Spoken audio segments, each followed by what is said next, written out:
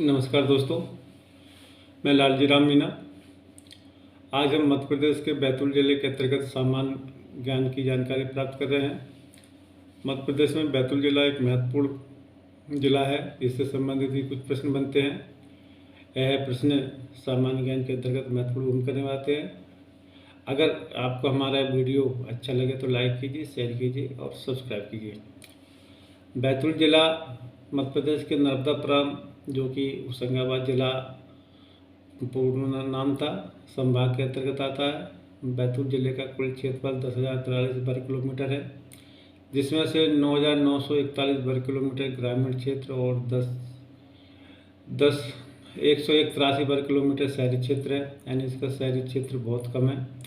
सन 2011 की जनगणना के अनुसार बैतूल जिला की कुल जनसंख्या 15,75,362 है, जिसमें से 7,99,236 पुरुष तथा 7,76,126 महिला जनसंख्या है। ग्रामीण क्षेत्र में पुरुषों की कुल जनसंख्या 6,40,358 तथा महिलाओं की कुल जनसंख्या 6,25,853 है। इस प्रकार बैतूल जिले में कुल ग्रामीण जनसंख्या 12,66,211 है। जिले में शहरी क्षेत्र में पुरुष जनसंख्या 1,58,878 तथा महिला जनसंख्या 1,15,273 है। इस प्रकार जिले में कुल शहरी जनसंख्या 3,09,151 है। तो प्रथम प्रश्न तो दोस्तों यही बनता है कि बैतूल जिला किस संभाग अंतर्गत है। तो बैतूल जिला नर्मदापुरम संभाग अंतर्गत आता है।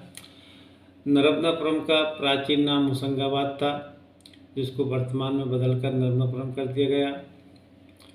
सन 2011 की जनगणना के अनुसार बैतूल जिले की कुल साक्षरता 68.9% तथा जिले का कुल लिंगानुपात 971 है। तो सन 2011 की जनगणना के अनुसार लिंगानुपात 971 है। एक प्रश्न भी बनता है कि बैतूल जिले का लिंगानुपात कितना है। तो बैतूल जिले का कुल लिंगानुपात 971 है। सन 2001 की जनगणना के अनुसार बैतूल का जनसंख्या घनत्व 139 तथा सन 2011 की जनगणना के अनुसार 157 व्यक्ति प्रति वर्ग किलोमीटर है। बैतूल जिले में 8 तहसील हैं, जो कि बैतूल, साहेबपुर, मुल्ताई, आमला, भैंसदेही, घोड़ा टोंगरी, आठनेर और चिचौली है। बैतूल जिले में 10 विकासखंड हैं, जिसमें 3 विकासखंड सामान्य एवं 7 विकासखंड आदिवासी बाहुल्य है। सामान्य विकासखंड क्रमशः मुल्ताई, प्रभातपट्टनम और आमला है, जबकि आदिवासी विकासखंड बैतूल, चिंचोली, घोड़ा डोंगरी, साहेबपुर, भैंसदेही, आठनेर और भीमपुर आदिवासी विकासखंड है। तो प्रश्न बनता है कि बैतूल जिले में कितनी तहसीलें हैं। तो बैतूल जिले में 8 तहसीलें हैं। दूसरा प्रश्न बनता है कि बैतूल जिले में कितने विकासखंड हैं। तो बैतूल जिले में 8 विकासखंड हैं। एक प्रश्न इसमें ये भी बनता है कि बैतूल जिले का जनसंख्या घनत्व सन 2011 की जनगणना के अनुसार कितना है। तो सन 2011 की जनगणना के अनुसार बैतूल जिले का जनसंख्या घनत्व 157 व्यक्ति पर किलोमीटर है। और बैतूल जिले की साक्षरता सन 2011 की जनगणना के अनुसार कितनी है। तो सन 2011 की जनगणना के अनुसार बैतूल जिले की साक्षरता 68.9% अर्थात 68.9% है।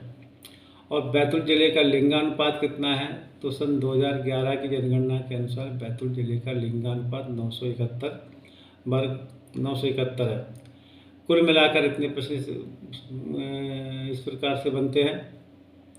अब प्रश्न जो महत्वपूर्ण है, तो बैतूल जिले की सामान्य जानकारी के अंतर्गत अगर देखा जाए तो ताप विद्युत केंद्र बैतूल जिले में सारणी ताप विद्युत केंद्र है, जो 142.5 मेगावाट की बिजली उत्पन्न करता है।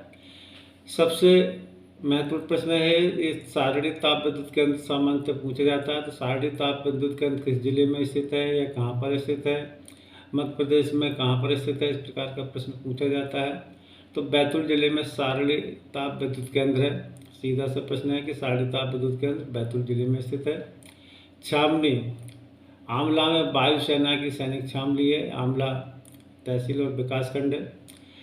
नदी, एक प्रश्न यहाँ पे बनता है कि ताप्ती नदी कहाँ से निकलती है। तो ताप्ती नदी का उद्गम स्थान मुल्ताई नगर के समीप है। यह नर्मदा नदी की भांति पूर्व से पश्चिम की ओर भ्रंश घाटी में बहती है। ताप्ती नदी की कुल लंबाई 724 किलोमीटर है। यह प्रश्न पूछा जाता है कि ताप्ती नदी की लंबाई कितनी है। तो ताप्ती नदी की लंबाई 724 किलोमीटर है। ताप्ती नदी की सहायक नदियों में पूर्णा, बाघोड़, गिरना, बोरी और सिपा नदी है। ताप्ती नदी देश की प्रमुख नदियों में से एक है। इसके अलावा छोटी तवा नदी भी बैतूल से निकलती है। दोस्तों प्रश्न 2 इससे बनते हैं। ताप्ती नदी का उद्गम स्थल कहाँ पर है? तो ताप्ती नदी का उद्गम स्थल मुल्ताई नगर के समीप है। और ताप्ती नदी की कुल लंबाई कितनी है? तो ताप्ती नदी की कुल लंबाई 724 किलोमीटर है। अभ्यारण्य, बैतूल जिले में कालीबीत अभ्यारण्य है जिसमें भालुओं का संरक्षण किया जा रहा है। एक प्रश्न ये भी आता है कि कालीबीत अभ्यारण्य कहाँ पर है? तो कालीबीत अभ्यारण्य बैतूल जिले में स्थित है। जनजाति, बैतूल जिले में कोरकू जनजाति मुख्य रूप से पाई जाती है। इस जनजाति में सडोली प्रथा चटकोरा नृत्य प्रसिद्ध है। इसके अतिरिक्त प्रधान जाति भी पाई जाती है। तो एक कोरकू जनजाति से संबंधित प्रश्न पूछा जाता है कि कोरकू जनजाति मुख्यतः कहाँ पाई जाती है? कोरकू जनजाति मुख्यतः बैतूल जिले में पाई जाती है। बैतूल जिले में ग्रेफाइट खनिज पाया जाता है। एक प्रश्न भी पूछा जाता है ग्रेफाइट खनिज कहाँ पाया जाता है? तो बैतूल जिले में पाया जाता है। धार्मिक स्थल, स्वयं वर्मा द्वारा बालाजी का मंदिर बनवाया गया है। यह यहाँ का प्रमुख धार्मिक स्थल है। इसके अलावा मुक्तागिर तीर्थ स्थल है। यहाँ पर जैन धर्म की 56 मंदिर है।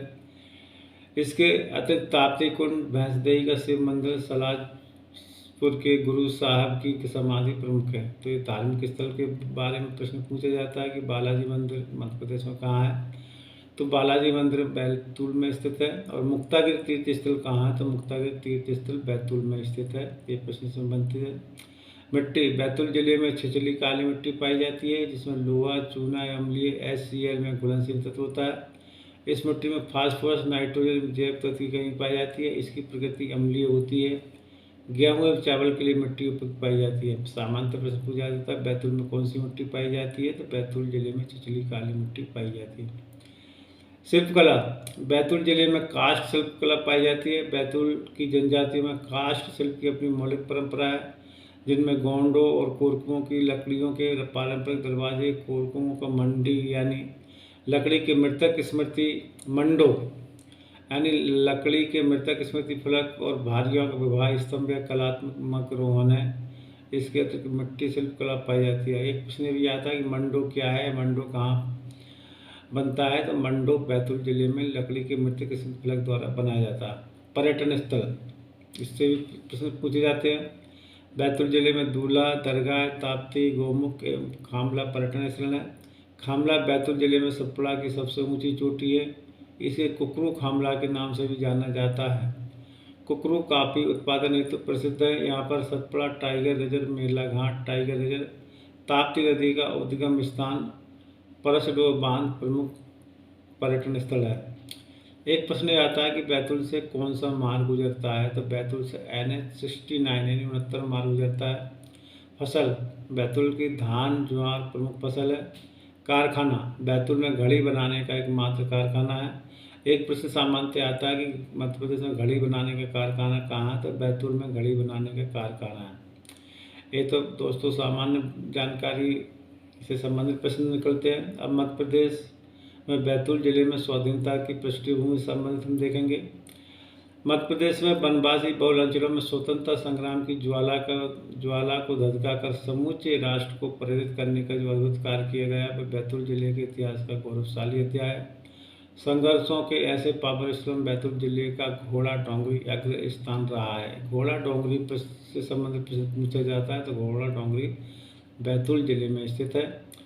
गोंड रानी वीरांगना दुर्गावती पर जब बादशाह अकबर की सेना ने आक्रमण किया था तब भी बैतूल के गोंड वीरों ने रानी दुर्गावती की सेना में सम्मिलित होकर मुकाबला किया था और स्वतंत्रता की रक्षा के लिए बलिदान किया था। बैतूल में सन 1818 का विद्रोह, 1818 ईस्वी मध्य प्रदेश के महाकौशल क्षेत्र में सर्वप्रथम अंग्रेजों के विरुद्ध हुए विद्रोह का नेतृत्व नागपुर के शासक अप्पाजी भोसले द्वारा किया गया था। एक प्रश्न ये भी आता है कि अप्पाजी भोसले कौन थे या कहाँ के शासक थे? तो नागपुर के शासक थे अप्पाजी भोसले, क्योंकि अंग्रेजों के द्वारा उनसे अन्य क्षेत्र से बैतूल को छोड़ देने हेतु बाध्य किया गया था, जिसके कारण अप्पा साहब द्वारा अरबी सैनिकों की सहायता से बैतूल के मुल्ताई स्थान पर अंग्रेजी सत्ता के विरुद्ध किया। उन्हें पराजय का सामना करना पड़ा।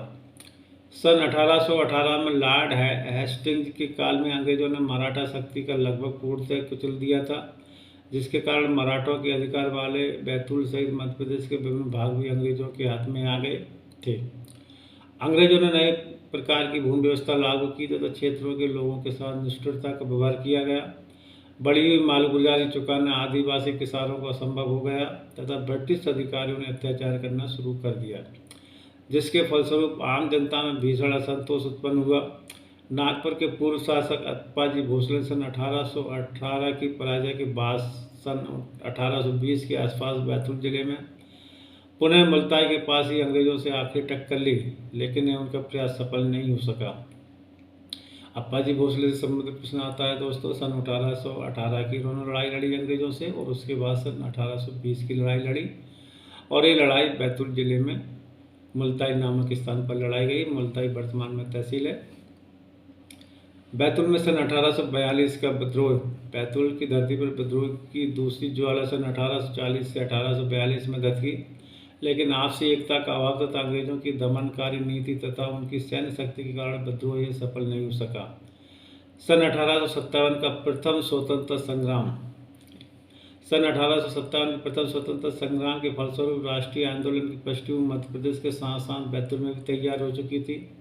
अंग्रेजों की कुटिल दमनपूर्ण राजनीति की वजह से मध्य प्रदेश के बैतूल जिले में कुछ विद्रोही आदिवासियों ने अंग्रेजों के विरुद्ध विद्रोह का झंडा उठाया था। सन 1857 में मध्य प्रदेश में प्रथम स्वाधीनता आंदोलन के प्रमुख उल्लेखनीय स्थलों में बैतूल एवं मुल्ताई प्रमुख है। दोस्तों, मुल्ताई महत्वपूर्ण स्थान है स्वतंत्रता संग्राम एवं संग्राम के लिए। तो ये प्रश्न पूछा जाता है, बैतूल मुल्ताई क्यों प्रसिद्ध है, कहाँ पर ये युद्ध हुई है, तो मुल्ताई ही ऑप्शन आता है।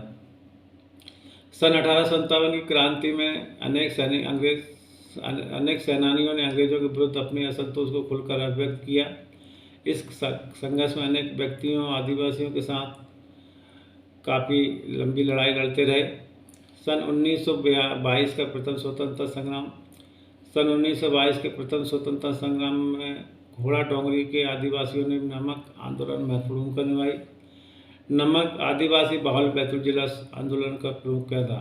मुल्ताई के अलावा अगर कोई स्थान संग्राम के लिए लड़ाई के लिए रहा तो वो घोड़ा डोंगरी है। यह प्रश्न भी पूछा जाता है। बैतूल में सन 1920 के अशोक आंदोलन में भी यहाँ के लोगों ने बढ़ चढ़ कर भाग लिया था और बैतूल में सन 1923 का झंडा सत्याग्रह में भी बैतूल के लोगों ने भाग लिया। सन 1930 का घोड़ा डोंगरी का जंगल सत्याग्रह महत्वपूर्ण माना जाता है। सन 1930 में बैतूल जिले में कहाँ सत्याग्रह किया गया था, तो घोड़ा डोंगरी किया गया था। बैतूल जिले के प्रथम स्वतंत्रता संग्राम में गंजन सिंह कोरकू विद्रोही आदिवासियों का नेता था। गंजन सिंह प्रथम स्वतंत्रता संग्राम सेनानी भी कहा जाता है। और सन 9 अगस्त 1942 को सारे देश में बैतूल जिले में भी अशोक आंदोलन शुरू हुआ है। ये पश्चिमी सामंत पूछा जाता है। बैतूल जिले के नहिया गांव के स्कूल के रिकॉर्ड में अगस्त 1942 में नाग पंचमी के दिन आग लगा दी गई। पुलिस अग्निकांड के आरोपी पकड़ने नहिया ग्राम पहुंची और गांव पटल के अंधेरा डाला। यह भी एक युद्ध का एक कारण बना दोस्तों। इस प्रकार से प्रश्न पूछे जाते हैं। अमर शहीद वीरसा जिंदाबाद के नारों के साथ ही पुलिस और इसमें काफ़ी संग्राम हुआ। बैतूल जिले के प्रथम स्वतंत्रता संग्राम सेनानियों में बिरदीचंद गोठी, मनसू ओझा, डोमा गौड़, श्री मंगू गौड़, मान सिंह, लक्ष्मण गौड़, मान सिंह, लाट प्रधान, विष्णु गौड़, मनकीबाई, मोहकम सिंह प्रमुख थे। इस प्रकार से देखा जाए तो बैतूल जिले में भी काफ़ी प्रश्न बनते हैं दोस्तों। अगर आपको हमारा वीडियो अच्छा लगा हो तो लाइक कीजिए, सब्सक्राइब कीजिए, शेयर कीजिए। नमस्कार।